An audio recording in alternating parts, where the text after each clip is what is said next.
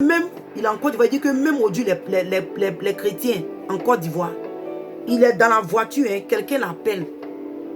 Tu es où? Il va mentir. Par exemple, s'il a va mentir qu'il a Makori, mais il a Cocody. Et puis pour nous, on pense que non, c'est juste un simple mensonge. Mais on oublie que d'après nous, ce petit mensonge que nous venons de donner là, peuvent nous conduire dans le feu. Si tu ne t'es pas repenti de ce mensonge-là, ça peut te conduire à l'enfer. On ne se soucie même pas de ça. On ne se soucie pas de ça. Elle dit que le mensonge est devenu monnaie courante dans la maison de Dieu. Mais c'est vrai. Même aujourd'hui, même les hommes de Dieu, ils vont mentir aux jeunes filles, aux sœurs de l'église, créer des situations pour sortir avec elles. Par exemple, les faux prophètes. Parmi ces faux prophètes, il y a des gens que Dieu n'a pas appelés. Mais parmi ces personnes, il y a des gens que Dieu a appelés. Puis il te dit, oh, je dois faire ça, je dois coucher toi, des actes prophétiques. Et aujourd'hui, beaucoup d'hommes de Dieu mentent à travers les actes prophétiques. Alléluia. Ils mentent. Donc même avec la langue, bien aimé, bien que nous prononçons des paroles négatives, mais nous aussi, nous mentons avec la langue. La langue. Il dit que, comme il a dit, il dit des serments faux. Alléluia. Quand ils vont donner des messages, ils vont mentir. Ah, le Seigneur me dit que telle personne, tel nombre de personnes doit donner telle offrande. Comme ça, pour qu'on ment. Et comme aujourd'hui le peuple, nous sommes tellement assoiffés des miracles. Nous cherchons tellement cette histoire de miracle. Aujourd'hui, le chrétien est attiré, alléluia, par le miracle. Donc, à cause de ça, le diable aussi connaît notre manière de faire. Il connaît nos sentiments. Donc, le diable se joue de nous. Alléluia. Le diable se joue de nous. Il se joue de nous. Dans le livre de Romains 3, verset 13.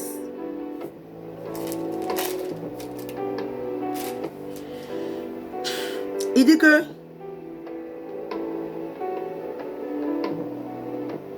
ici, on peut même commencer même. Alléluia. On peut même, c'est que à partir du verset 11, il dit que nul n'est intelligent, nul ne cherche Dieu. Tous sont égarés. Alléluia, tous sont pervertis. Il n'en est aucun qui fasse le bien.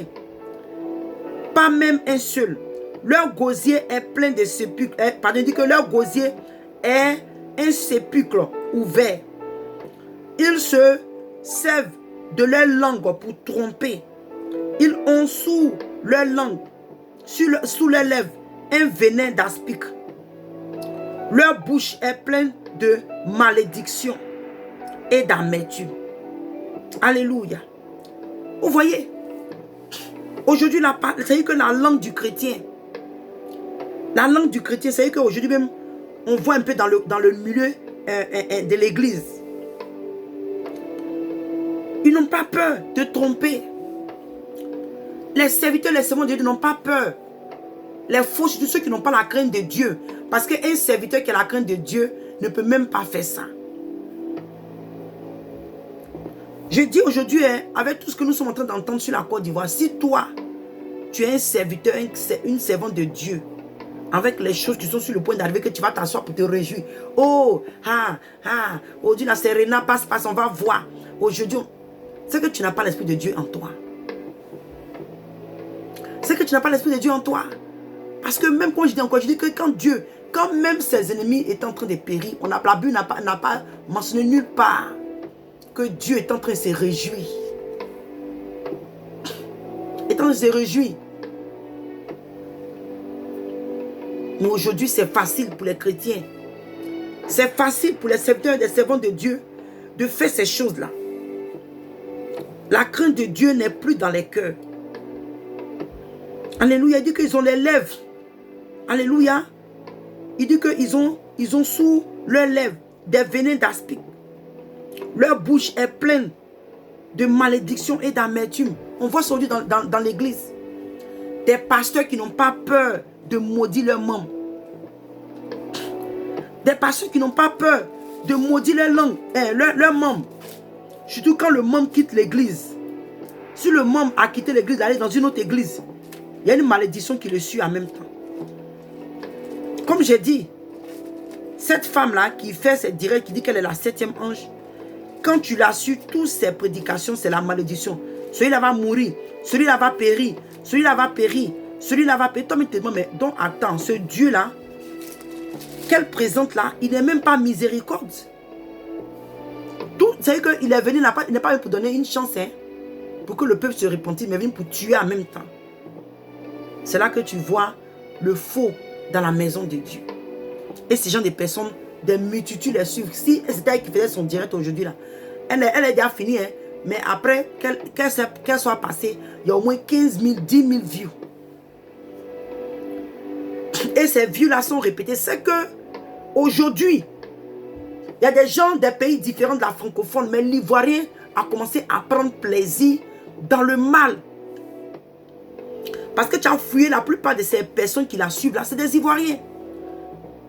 Et quelqu'un qui est dans le mensonge, qui ne fait que proférer le mal, des paroles abominables. Et toi, tu es connecté sur son direct. Tu as la force de partager. Mais sur un direct où on parle d'un message qui va sauver l'âme, tu n'as même pas la force même d'appuyer partage. Chaque fois tu es connecté, mais pour partager, c'est un problème. C'est dans ce truc-là qu'aujourd'hui l'Ivoirien est tombé.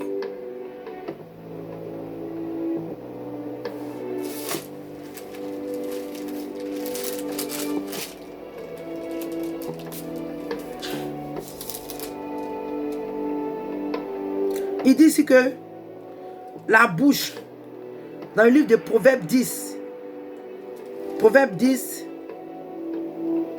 verset 31, il dit que la bouche du juste produit la sagesse, mais la langue perverse sera retranchée. Oui, parce qu'il dit que la bouche du juste produit, alléluia, la sagesse. Quand tu contrôles la langue, tu ne parles pas n'importe comment. Tu ne prononces pas les paroles n'importe comment. Donc cela même si même tu étais quelqu'un qui n'était pas aussi même intelligent, si on peut dire, le fait que tu as la maîtrise de ta langue, tu arrives à maîtriser ta langue. On sait dire que, oh, cette personne-là est sage, ce monsieur, mais cette femme-là est bien, ou comme ça. Mais c'est parce qu'elle a eu, alléluia, à maîtriser sa langue. Parce que comme dans le livre de Proverbes, si je ne me trompe pas, où il disait que même quand l'insensé ferme sa bouche là, il va passer pour un sage. Il va passer pour un sage. Vous voyez, mais il dit que la bouche du méchant là, alléluia, la bouche du méchant, la perversité, il dit que met la langue, mais la langue perverse sera retranchée. Donc cette langue-là, bien-aimée, de la manière que, bien-aimé, tu vas prendre cette langue-là pour aller dire des choses, prononcer des paroles négatives, des paroles abominables, jusqu'à ce que tu finisses. C'est cette même langue-là qui va te dévorer. Cette même langue-là qui va enflammer tout ton corps. Parce que, pour finir, quand tu seras en train de utiliser ta langue pour dire des paroles négatives, à la fin des temps, tu vas finir où? À l'enfer. Tu vas finir à la fin, tu seras retranché. Tu seras retranché. Donc, chrétien, demande à Dieu de t'aider à dompter ta langue. Demande à Dieu, alléluia, de te donner la maîtrise du soi, afin que tu puisses maîtriser ta langue. À ne pas parler n'importe comment. À ne pas dire n'importe quoi. N'importe quoi. On va aller dans le livre des Tites.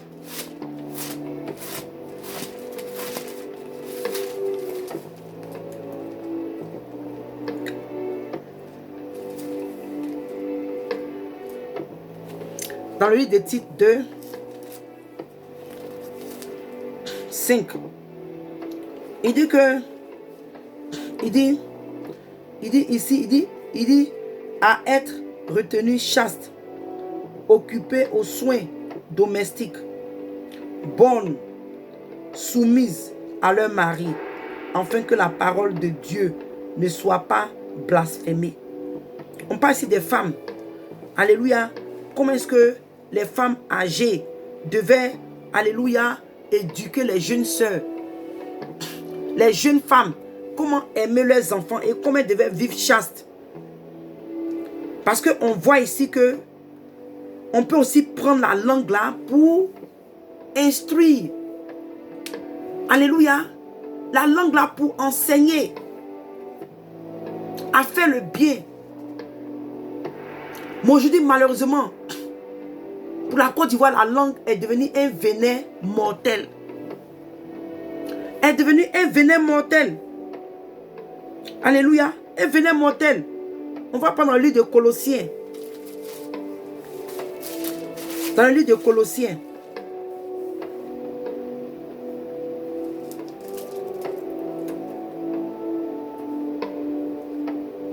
Colossiens 3.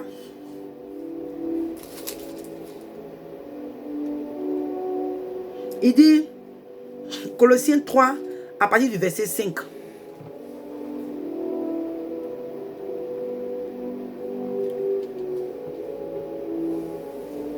Il dit que, faites donc mourir, Colossiens 3, à partir du verset 5.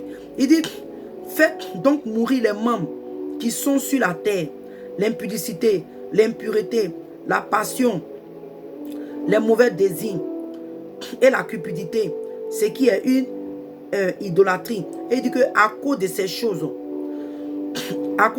que la colère de Dieu vient, alléluia, sur les fils de l'homme.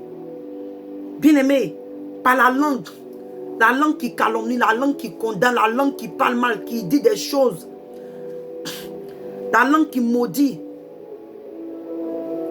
Il dit que de faire mourir, alléluia, de faire mourir les membres qui sont sur la terre. Ça en fait partie. La mauvaise langue en fait partie. En fait partie, bien-aimé. Tu dois apprendre, alléluia, à contrôler ta langue. Et il dit que, il dit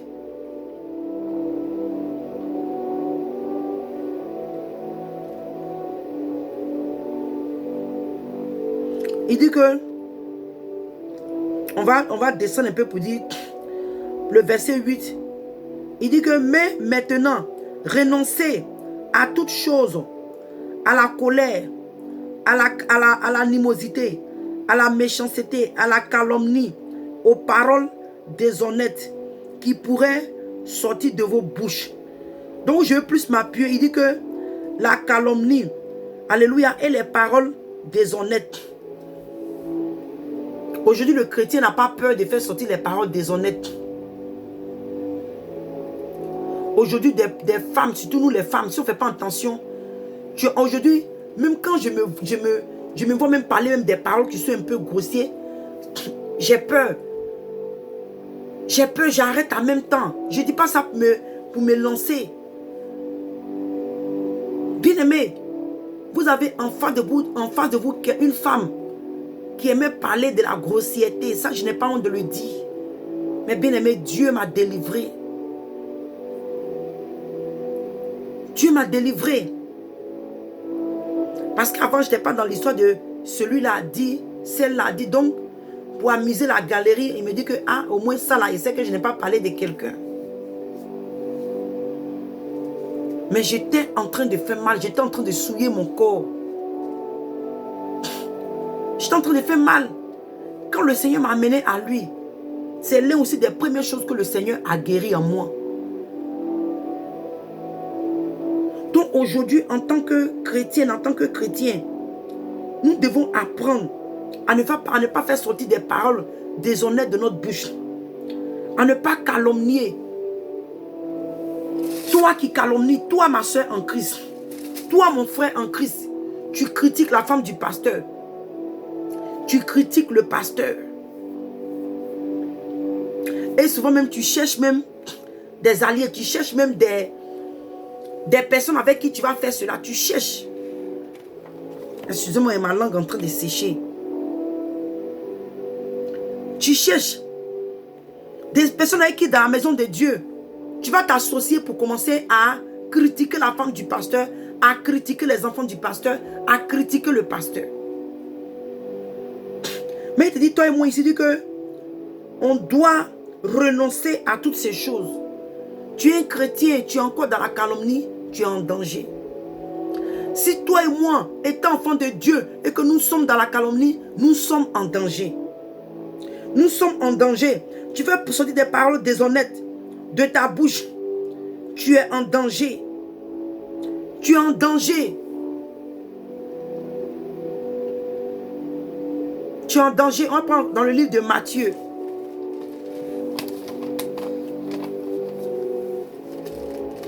Dans le livre de Matthieu.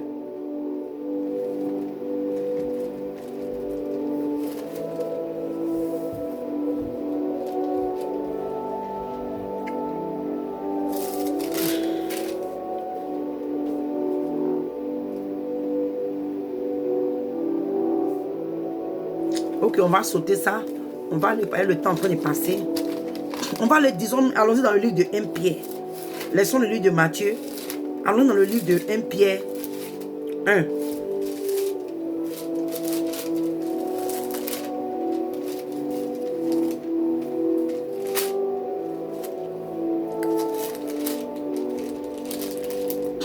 Pierre 1, verset 15. Il dit, mais puisque celui qui vous a appelé est saint, vous aussi, soyez saints, alléluia, dans toute votre conduite, selon qu'il a écrit. Selon qu'il a écrit, il dit que vous serez saints, car je suis saint. Mais bien aimé, avant même d'arriver plus loin, maintenant ici, on va essayer de voir un peu qu'est-ce que la parole de Dieu nous demande pour nous préserver, pour ne pas tomber dans le péché de la langue. Mais ce que je voulais dire ici à la Côte d'Ivoire est que Côte d'Ivoire, tu es spirituel ou pas, ivoirien. Tu es athée ou pas, ivoirien. Tu es musulman ou pas, ivoirien. Tu es celui-là qui croit au Dieu étranger, au Dieu de tes ancêtres. Continue à demeurer dans le péché de la langue. Et tu vas expérimenter ce qui va se passer sur toi. Parce que le Seigneur, il va garder ceux qui se sont préservés des souillures. Mais toi, comme tu trouves que non, c'est les chrétiens là qui ont parlé, moi je ne crois pas à leur Jésus. Continue. Continue. Et tu verras le reste. Côte d'Ivoire, même si tu n'es pas converti en Christ, alléluia, il y a, comment je peux dire, la pensée de l'éternité en toi. Ivoirien. Parce que quand bien même que tu penses que tu ne crains pas Dieu, tu ne manges pas par tes narines, tu ne bois pas l'eau par tes oreilles. Donc ça veut dire que tu as ce sens-là de ne pas prononcer des paroles négatives. Mais aujourd'hui, l'Ivoirien, tu n'as pas peur d'injurer la partie intime de la maman de quelqu'un. Ressaisis-toi. Ressaisis-toi. Car Balaam a inspiré Balak. Et Balak est en train de se préparer pour t'emmener à tomber totalement dans le piège. Afin que tu puisses subir les vagues qui arrivent. Les choses que Dieu a préparées, emmenées sur la Côte d'Ivoire. Sur la Côte d'Ivoire. Donc Côte d'Ivoire, soigne ton langage. Soigne ton langage. Apprends à soigner ton langage. Tu peux exprimer ton mécontentement. Tu peux exprimer ce que tu ressens. Mais si ce que tu ressens doit t'emmener à prononcer des paroles abominables, des paroles méchantes, des paroles qui vont t'emmener à pécher, tu dois te ressaisir. Tu dois te ressaisir, Côte d'Ivoire. Parce que dans les années, je ne sais pas combien, la Côte d'Ivoire n'était pas ainsi. On avait peur de prononcer des paroles.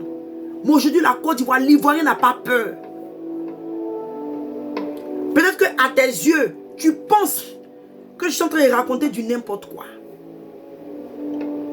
Mais la parole de Dieu dit qu'il viendra un jugement où tu vas rendre compte des paroles méchantes que tu as fait sur de ta bouche. Et les gens, alléluia, qui ont péché, c'est-à-dire qui ont beaucoup péché par la langue, qui sont tombés à l'enfer. Si on te montre les tortures que ces personnes expérimentent à cause de la langue, à cause du péché de la langue, Côte d'Ivoire, ressaisis-toi. Avant, on pensait que c'était un style. Oh, les Ivoiriens parlent mal. Ah, l'Ivoirien, lui, il parle comme ça sort comme ça sort. L'Ivoirien pense ce qu'il pense. Hein? L'Ivoirien n'a pas peur de te dire la vérité. C'est bien beau. Autrefois, on pensait que c'était bien, c'était un style. Mais c'est un piège de Satan. Parce que ce qu'on oublie, comme je dis là, tu es musulman, tu es athée, tu es n'importe qui, c'est pas n'importe quelle secte.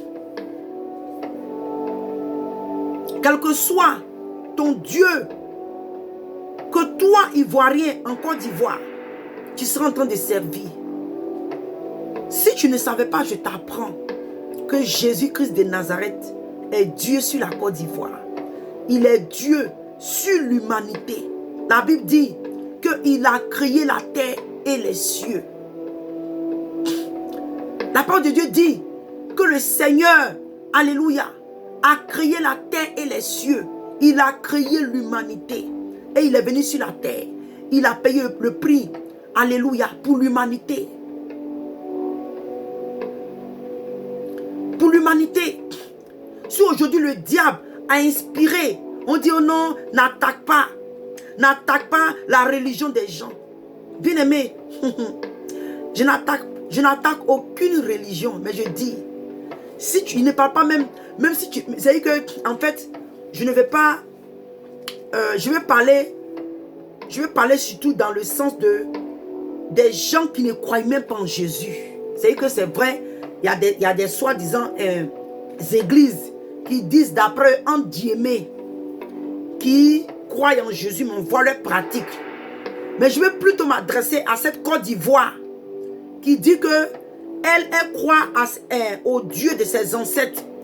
Elle croit aux Canaries, les Mamites.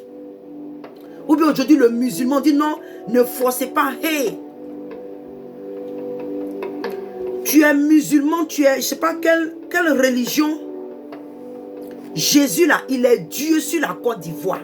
Et si tu ne marches pas dans les voies de Jésus,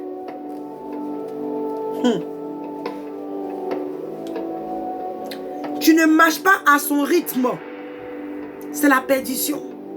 Ce n'est pas une histoire de juger ou condamner. C'est ça qui est la vérité.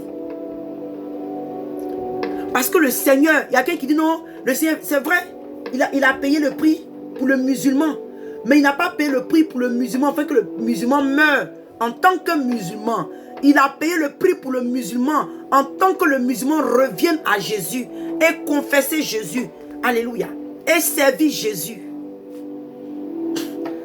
Alléluia.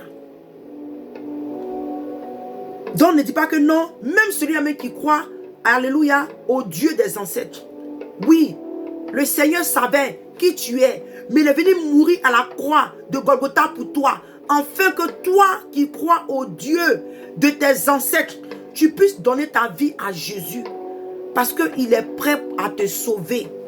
Il est là pour toi, il tend sa main. Donc aujourd'hui, quand on demande aux Ivoiriens, priez, invoquez le Seigneur. Allez-y là-bas vos histoires de Jésus.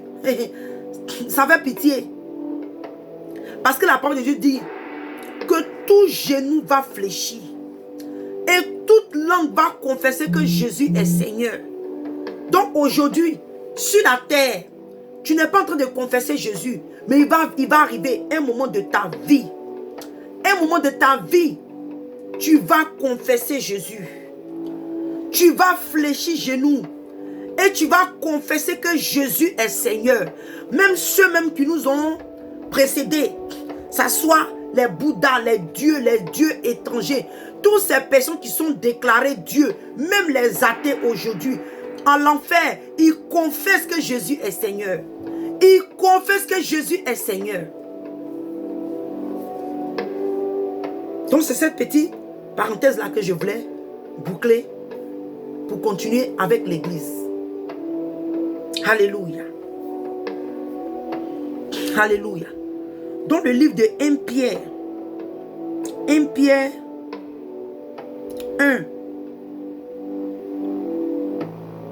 verset 15 nous dit, il dit, mais puisque celui qui vous a appelé est saint, vous aussi soyez saints dans toute votre conduite. Selon qu'il est écrit, vous serez saints, car je suis saint. Chrétien, ton Dieu qui t'a appelé, ton Dieu que tu confesses, il dit que il est saint et il veut que tu sois saint dans toute ta conduite. What are you looking for?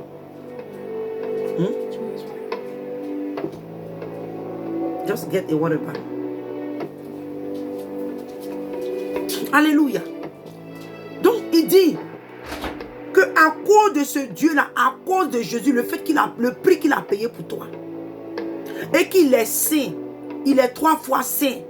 Les cieux, alléluia, là-bas c'est la sainteté, la sanctification totale. La sainteté totale. Donc le Seigneur te demande d'être saint comme lui il est saint. Et dit que dans toute ta conduite, quel est ton caractère, quel est ton comportement? Quel est le langage que tu tiens? Oh oui, tu es dépouillé. Ma soeur, tu es dépouillé. Mais quel est le langage? Comment tu utilises ta langue? Est-ce que tu es encore dans la calomnie? Tu es encore dans la médisance? Tu es encore dans les critiques? Dans le mensonge? Tu es encore dans les paroles vers la grossièreté, les injures. C'est que quand tu parles, tu n'as pas peur de prononcer les paroles négatives. Chrétien, ressaisis-toi. Ressaisis-toi. Ressaisis-toi. Dans le livre de 1 Pierre 3, verset 10, dit que si quelqu'un en effet veut aimer la vie et voir des jours heureux, qu'il préserve sa langue du mal et ses lèvres des paroles trompeuses. Bien-aimé, le Seigneur dit que si quelqu'un veut aimer la vie et voir des jours heureux, donc c'est que si tu veux vivre heureux, tu veux en tout cas, tu veux avoir, même si on peut dire le Seigneur à tes côtés, si tu veux que ta vie soit guidée par Dieu, tu veux voir des jours heureux, c'est-à-dire que tu veux vivre longtemps, pourquoi pas? Tu veux, alléluia, bénéficier de la grâce de Dieu, de la faveur de Dieu. Tu veux voir la manifestation de Dieu dans ta vie. Il dit, toi et moi, qu'on préserve notre langue du mal et nos lèvres des paroles trompeuses. Toi, le chrétien, tu trompes les gens. Aujourd'hui, tu as un petit commerce. Comme sur le marché, le prix a augmenté, toi aussi, expressément. Oh putain, le Seigneur te demande de ne pas faire la fausse balance. Bien aimé, tout ce que nous vivons dans la Bible, c'est parce qu'on ne prend pas le temps de lire la Bible. Tu es dépouillé tout et tout. Mais ton commerce, comme dans ces 2 temps-là, ton commerce, les finances ont pris un coup. Tu vends tes foulards là pour aider les soeurs à se couvrir la tête pour ne pas qu'elles soient la tête non voilée dans la présence de Dieu. C'était 500, c'est devenu 800. Oh pourtant, peut-être que tu as payé le foulard à 200. 300 de bénéfices ne te suffit pas. Ou bien peut-être que dans les 300 de bénéfices, tu perds peut-être 100 francs. Donc à cause des pertes de 100 francs là, tu veux forcément augmenter. Donc tu trompes les gens. Tu trompes les gens. Alléluia. Qu'on doit présenter notre langue du mal. Quel est le mal? Aller rapporter, parler de ta soeur. Aller parler des gens. Aller critiquer. Chrétien. Prends garde à toi. On va dans le livre de Jean.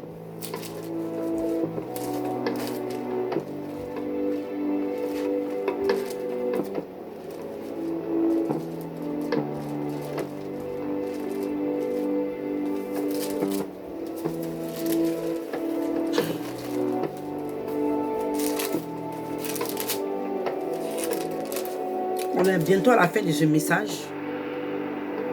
Et dit Jean 17.